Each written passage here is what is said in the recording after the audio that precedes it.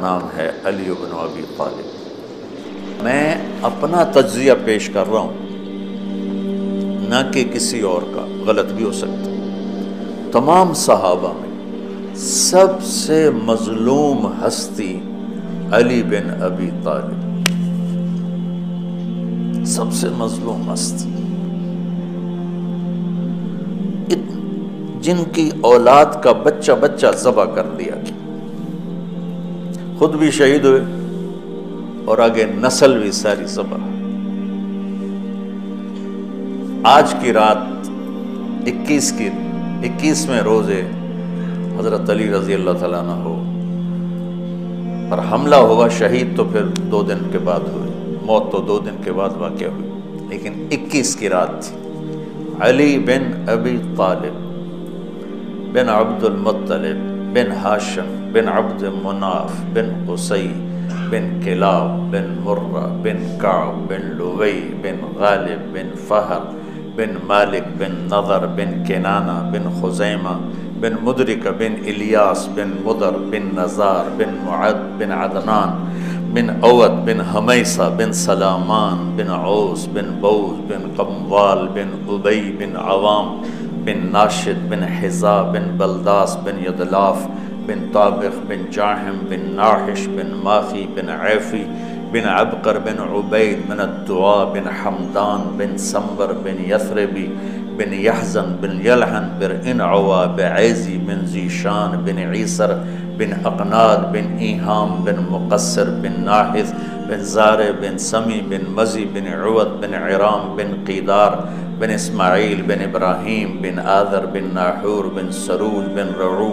بن file بن عابر بن ارفخشاد بن سام بن نوح بن لامک بن متوشال بن ادریس بن یرد بن ملحقیل بن قینان بن آنوش بن شیسو بن آدم علیہ السلام۔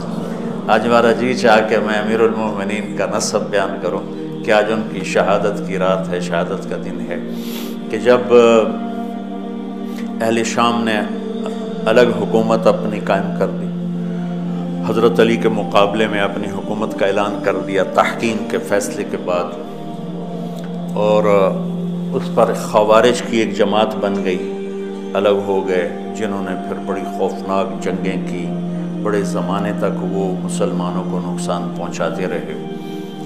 تو 3 خارجی اکٹھے ہوئے کہ جتنا فساد ہے نا اس کی جڑ ہے ایک عمر بن عاص اور معاویہ بن ابی سفیان اور علی بن ابی طالب رضی اللہ تعالیٰ عنہ، ان تینوں کو قتل کر دو، فتنہ ختم ہو جائے گا۔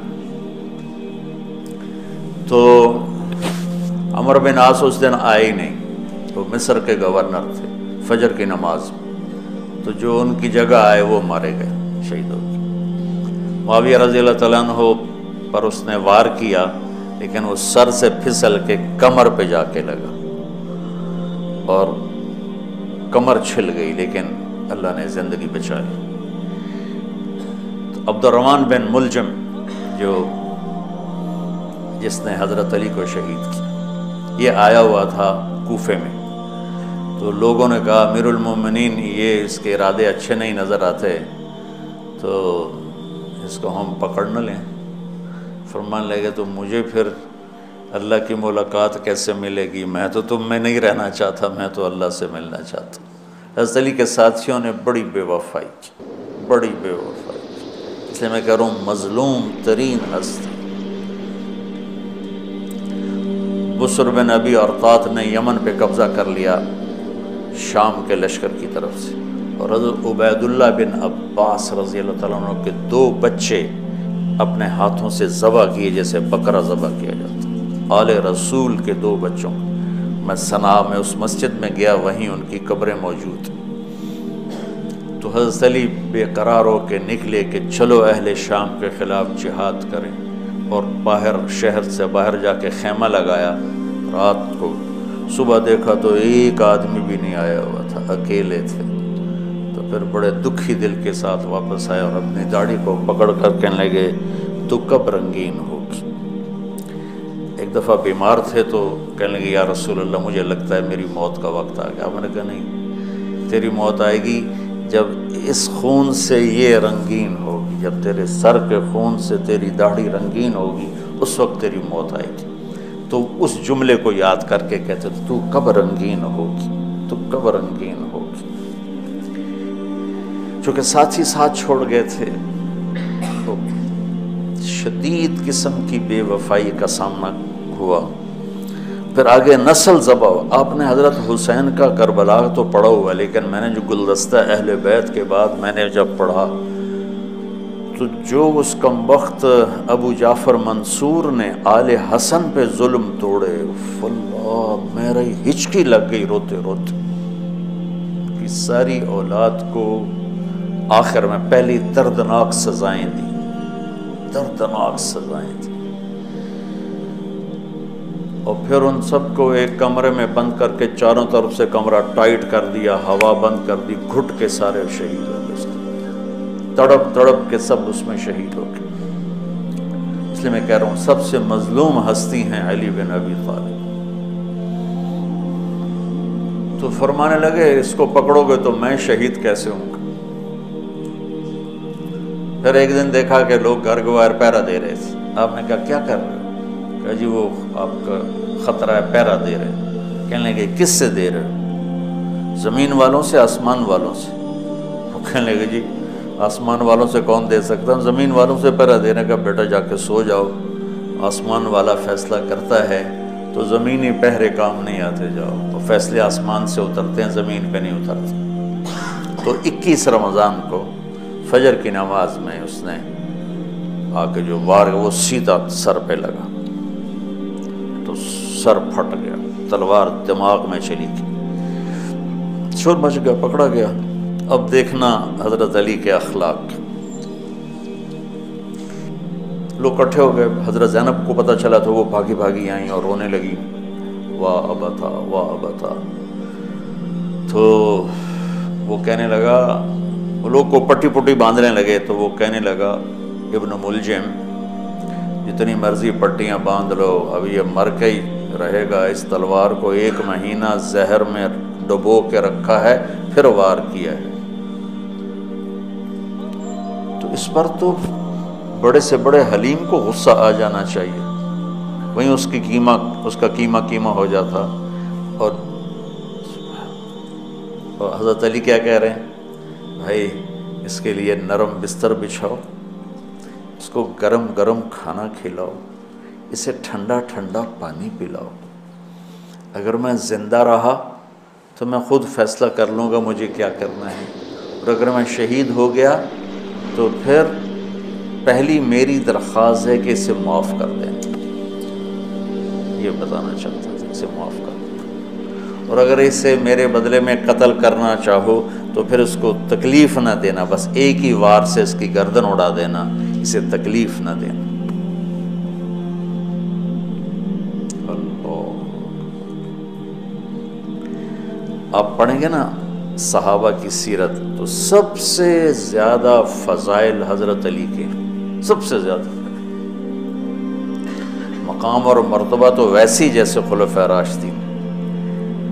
سارے صحابہ اللہ کے ہاں مغفور محبوب، ان میں سے 10 مقرب ترین ابو بکر، عمر، عثمان، علی، طلحہ، زبیر، سعد، سعید، ابو عبیدہ بن جراح اور عبد الرحمن بن عوف۔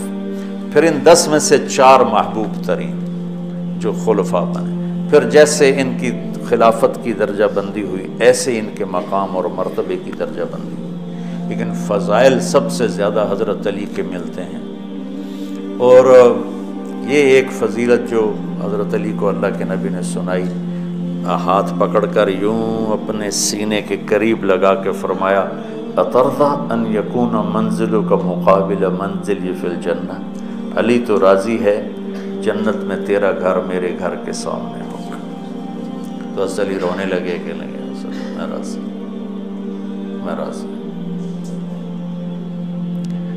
تو آج کی رات اس ہستی کی شہادت ہے، فجر کی نماز میں ان کا انتقال ہوا، جن کو میرے نبی نے ابو تراب کا لقب دیا کہ تو میرے لیے ایسے جیسے موسیٰ کے لیے ہارون ہے، تیرا گھر جنت میں میرے گھر کے سامنے ہوگا۔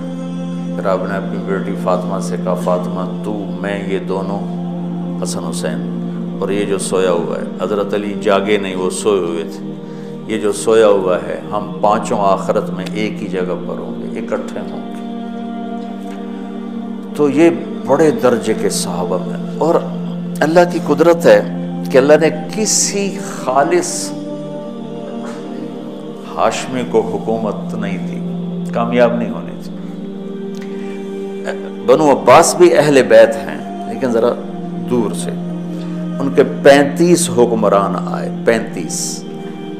35 میں سوائے ایک کے سب کی مائیں ہاشمی نہیں تھی۔ پہلے ہاشمی خلیفہ بنے حضرت علی، والد کی طرف سے بھی والدہ کی طرف سے، اور وہ کہتے تھے تو کب رنگین ہو، اور موت مانگتے مانگتے یہاں تک کہ شہید ہو کے چلے گئے اور دکھوں بھری زندگی گزاری۔ وَلَقَدْ رَأَيْتُهُ فِي بَعْضِ مَوَاقِفِهِ وَقَدْ أَرْخَى اللَّيْلُ سُدُولَهُ وَغَارَ النَّجُومُهُ وَهُوَ قَائِمٌ يُصَلِّي فِي الْمِحْرَابِ قَابِضًا عَلَى لِحْيَتِهِ يَتَمَلْمَلُ تَمَلْمُلَ السَّلِيمِ وَيَبْكِي بُكَاءَ الْحَزِينِ وَيَقُولُ لِلدُّنْيَا إِلَيَّ تَغَرَّرْتِ وَإِلَيَّ تَشَوَّقْتِ وَإِلَيَّ تَزَيَّنْتِ وَإِلَيَّ تَشَوَّفْتِ آهٍ آه من قلة الزاد وبعد السفر ووحشة الطريق آيتها الدنيا غري غيري قد بتتك ثلاث عمرك قصير ومجلسك حقير وخطرك يسير آه من قلة الزاد وبعد السفر ووحشة الطريق۔ یہ درد بھری فریاد ان کی روز ہوتی تھی، رات کو ایسے تڑپتے تھے جیسے سانپ کا ڈسا تڑپتا ہے، اور ایسے روتے تھے جیسے دکھوں کا مارا روتا ہے۔ شہید ہو گئے۔ حضرت حسن کو حکومت ملی، ہاشمی کے بیٹے، ہاشمیہ کے بیٹے 6 مہینے بعد چھوڑ کے دستبردار ہو گئے۔ پھر بنو عباس کے 35 خلفاء میں امین کو حکومت ملی۔ امین کی ماں بھی ہاشمی تھی، باپ بھی ہاشمی، ہارون باپ اور زبیدہ ماں۔